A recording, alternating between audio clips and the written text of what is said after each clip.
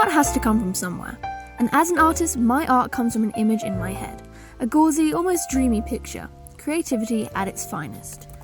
Or so I thought. Well, what I had thought was that everybody had an image to copy from.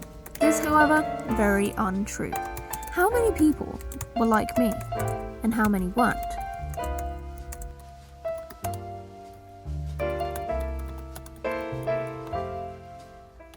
Aphantasia, I found, was a hard subject to research.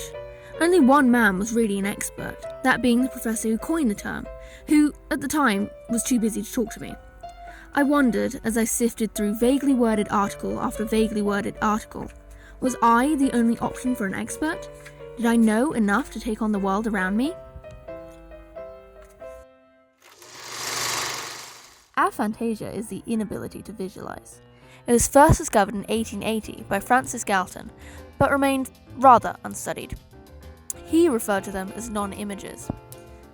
Then, in the 21st century, Dr. Adam Zeman, a neurologist from Exeter, is given a patient who undergoes surgery and can no longer imagine things. Discover magazine publishes an article, and 21 people come forward, except they have been blind since birth.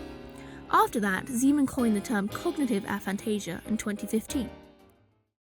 Hi, my name is Ava, and I'm an actress. I'm Alex Huda. I'm a photographer, and I also teach film and media studies at an international school in Hong Kong. When did you find out you had aphantasia?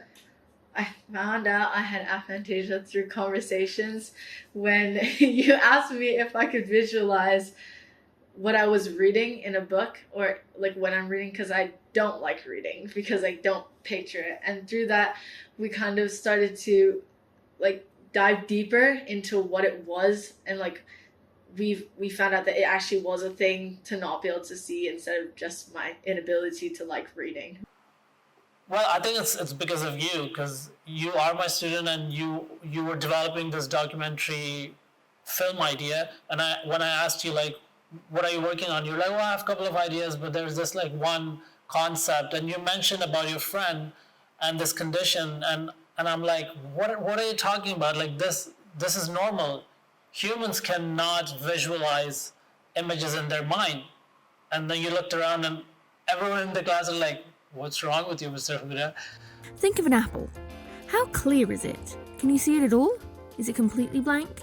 This is the scale most commonly used to measure aphantasia. There's also a test called the VVIQ, but that was created in the 70s.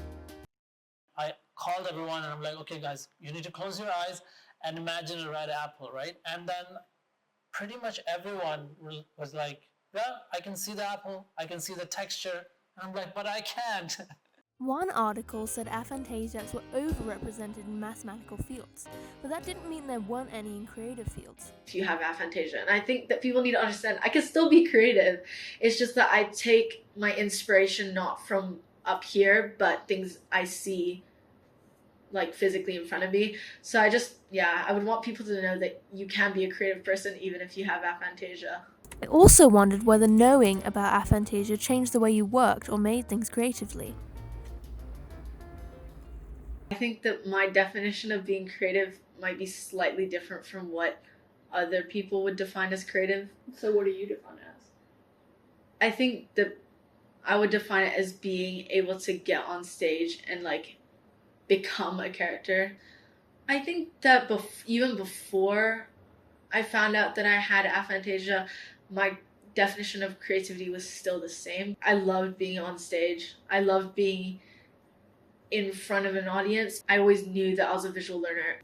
Okay.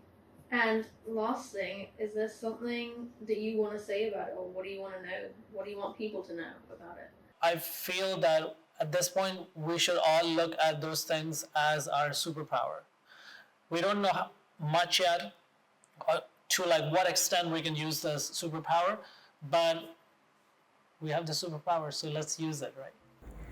After my interviews, I was fresh with clarity. Of course, creativity was different in everyone. It still existed, but people just found their ways around it. Aphantasia is nothing but a minor stepping stool, or a superpower, an aid to make something cool. It doesn't matter what the inside of your head looks like. What matters, I suppose, is what you do with it.